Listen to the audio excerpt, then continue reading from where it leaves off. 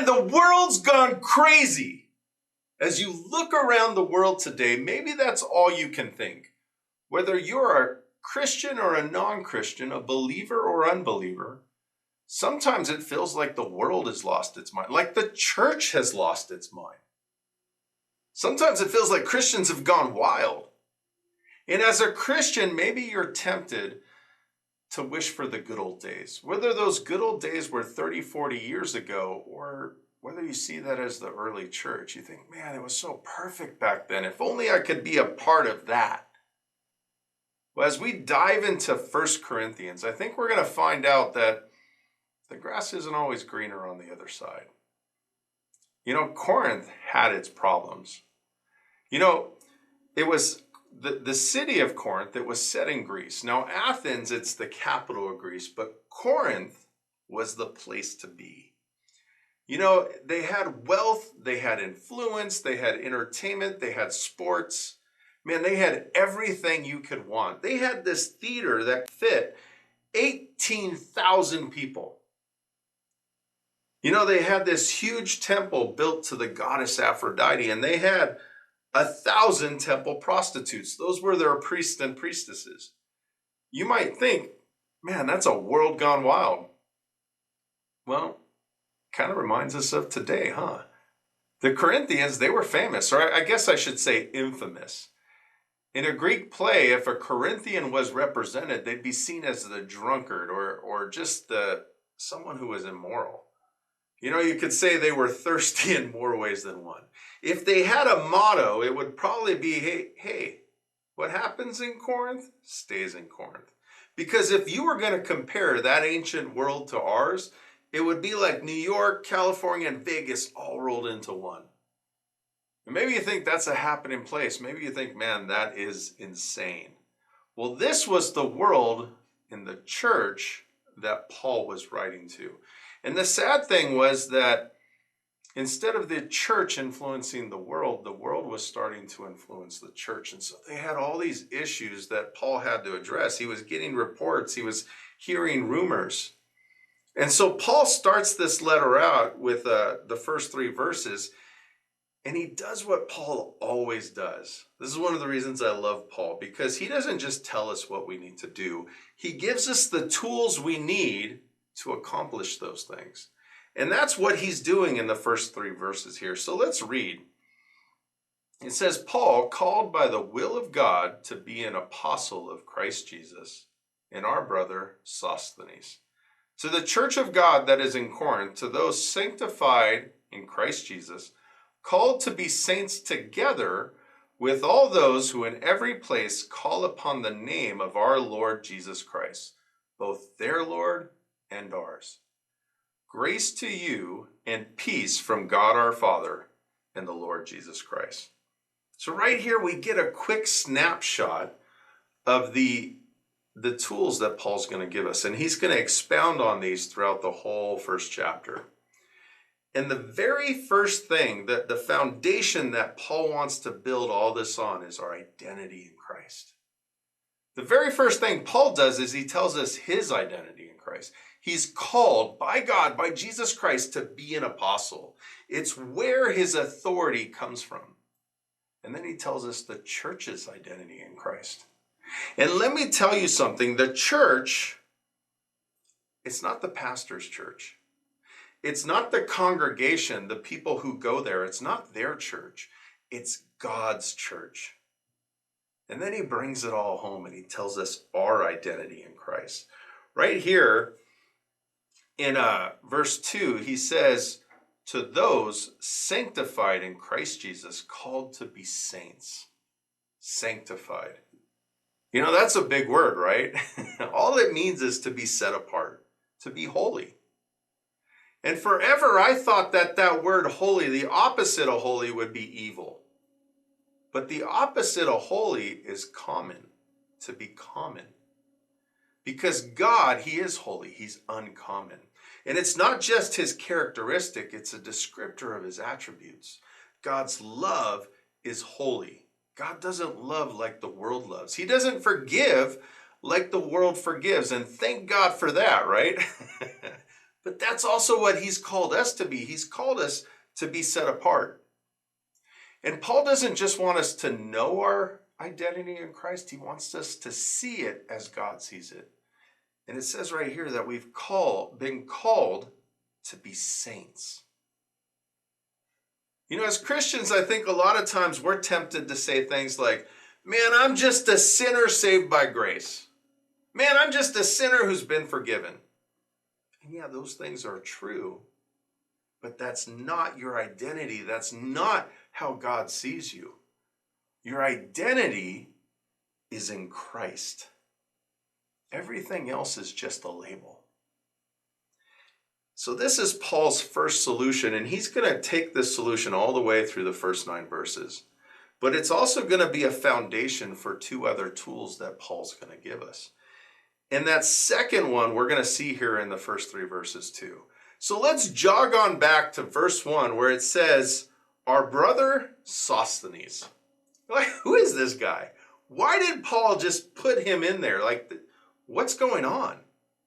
Well, one of the reasons that Paul probably mentioned Sosthenes is because he was most likely the guy that Paul dictated this letter to. See, Paul had problems with his eyes, and he would have had problems writing out a letter on his own. But I think the history of Sosthenes goes a little deeper than that. Because if we go to Acts, it's a historical document, really. Not just the scripture, but also a history book of the early church. And you know, it's one that even non-Christian archaeologists love because it fills in so many gaps, and they've never found anything in archaeology that goes against the book of Acts. So we see here Paul's journey to the city of Corinth before there was even a church. He was in Athens, and it was this missionary trip that wasn't really successful. And so he comes to Corinth, and we see later in this letter that he had decided, you know what, I'm just going to preach Jesus. And man, that was an effective message, because as he comes to Corinth preaching Jesus, the ruler of the synagogue, Crispus, he becomes a believer. And man, I don't think that went over well with the Jews, because at some point Crispus either steps down or maybe he gets fired, and Sosthenes, he takes over as the ruler of the synagogue. Well, as time goes by, and at some point, the Jews, they're just not having it anymore. And they attack Paul. They don't just attack him, they bring him to the city officials, and they're like, you got to do something about this guy. And the city officials hear them out, and they're like, you know what? That's not on us. This is a you thing. And they're so annoyed that they bothered him with it that they ended up beating Sosthenes. And we believe this is the same guy, because usually in scripture, like if you're going to have 2 guys with the same name, especially in the same region, you're going to give them a descriptor so we know who's who. Just like with the apostles, you know, Jesus had 2 apostles that were named Simon. One was Simon Bar-Jonah, who was Peter, and one was Simon the Zealot. And so we could tell those guys apart. But no matter what happened, you know, I believe at some point Sosthenes, he had this come into Jesus moment. And he became Paul's brother, which is amazing, because you would think that there would be a lot of church hurt or division there, because Sosthenes, he wanted Paul to get beaten. He got beaten. Man, you would think that would cause division. But that's not what Paul's saying here. He's saying, that's my family. Because of his identity in Christ, I have unity with him. And this is Paul's second tool that he wants to give us to show us that we have unity in Christ. And whether this was the same guy or not, he goes more into this in verse 2. Because he says, to those sanctified in Christ Jesus, that's our common ground, we're called to be saints together. We're family.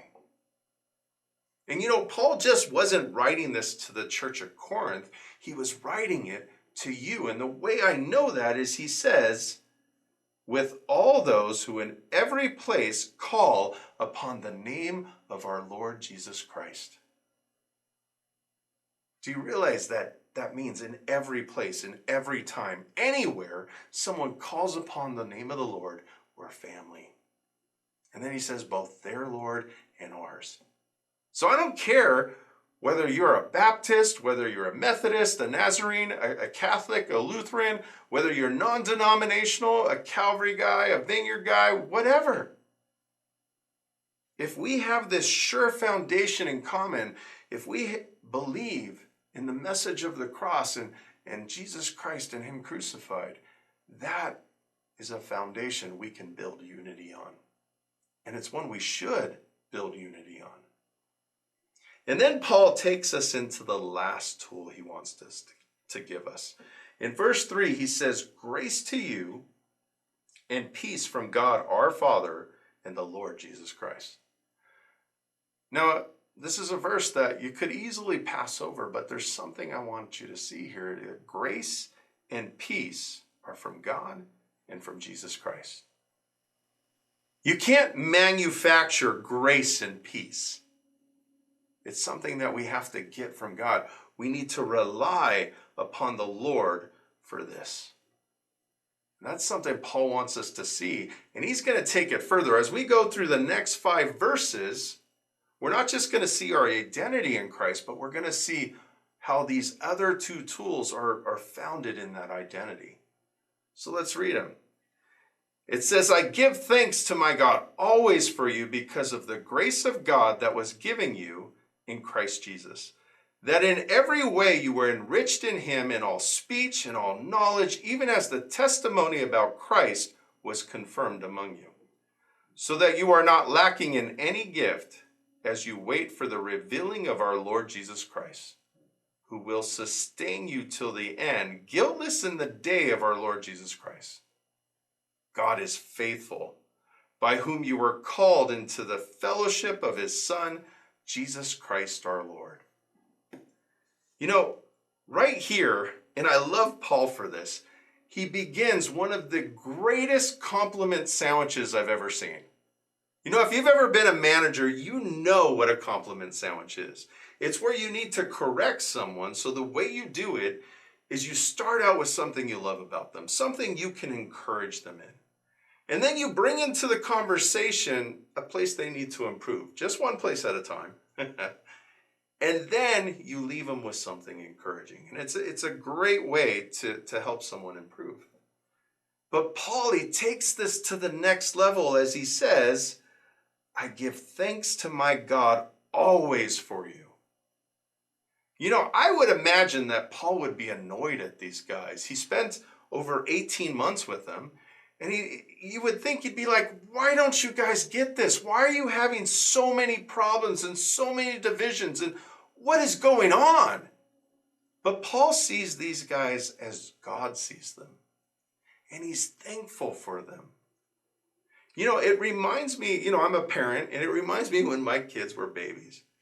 You know, maybe you have a baby and they're just learning to walk. And they take their first step and they're wobbling and they fall down. Now, the thing you don't do is you don't slap them down and say, "What's wrong with you? Why can't you get this?" No, you encourage them. You celebrate the fact that they took one step towards victory. And that's what God does with us. When we're walking and we start wobbling, when we first come to the Lord, maybe we know this much. But he's not worried about it because he knows that he's trusting in himself, not in you, to get this done. Just like with that baby, you know they don't know what's going on. You're just happy that they're getting started. And that's what we see in here. We see that God has given us every tool that we need to succeed. Look here in verse 5, it says that in every way you were enriched in him in all speech and all knowledge. Maybe you don't know what's going on, but you know what? You can trust God that he's going to teach you as long as you're teachable. As you've come to the Lord, it says in verse 6, even as the testimony about Christ was confirmed among you. That as you come to the Lord, you don't know a lot. And God's okay with that, and he's not displeased with you. He loves you. He's happy with you. He wants to celebrate those victories in your life. And we see that the lack in us isn't the issue. The issue is that God is lacking in nothing. so that you are not lacking in any gift as you wait for the revealing of our Lord Jesus Christ. There's no lack in God, and he's willing to help us, to give us everything we need. And there's nothing more apparent than that than in verse 8. It says, who will sustain you till the end. It's God who sustains us, who helps us, who picks us up and encourages us as we take our next step. And this is something I didn't get when I was a young Christian. This next part of the verse, that he will sustain you till the end, guiltless in the day of our Lord Jesus Christ. Because when I fell down, I didn't need someone else to beat me up. I was beating myself up. I felt so guilty. I felt like, man, what is wrong with me? I just can't do this. And that's where God's like, yeah, of course you can't do it on your own. In you, you are lacking, but in me, you're lacking nothing. God's not worried about it. Why? Paul tells us right here in verse 9, God is faithful. Let me say that one more time. God is faithful, by whom you were called into the fellowship of his Son, Jesus Christ our Lord. And that's amazing. You know, I have this life verse. It's Zephaniah 3:17. And it talks about how God delights in us. You know, I'm not going to read the verse to you, but there's this line in the verse that says, he quiets you with his love. And for the longest time, it took me for a while to figure out what that meant. And what it means is God's not worried about your love. He's not worried about you. He trusts in his love, that his love is what's going to transform us, what's going to change us, what's going to make us into what he wants us to be. And so not only is he trusting in his love, but we can be quieted in his love because we know he's faithful. And he didn't just call us to be saints, he called us to fellowship with him. How amazing is that? That God wants a relationship with us, because the Christian life, it's not about do's and don'ts. It's about a relationship with God. This is the heart of the church that we're going to be launching in October. You know, the three tools that Paul gives here, they're basically our purpose at North Star Community Church. We have three simple words that define that purpose. It's believe, belong, and become. Because the very first thing we need is we need to know our identity in Christ. We need to see it. We need to know who God is and what he's capable of and what that means to us. That's belief.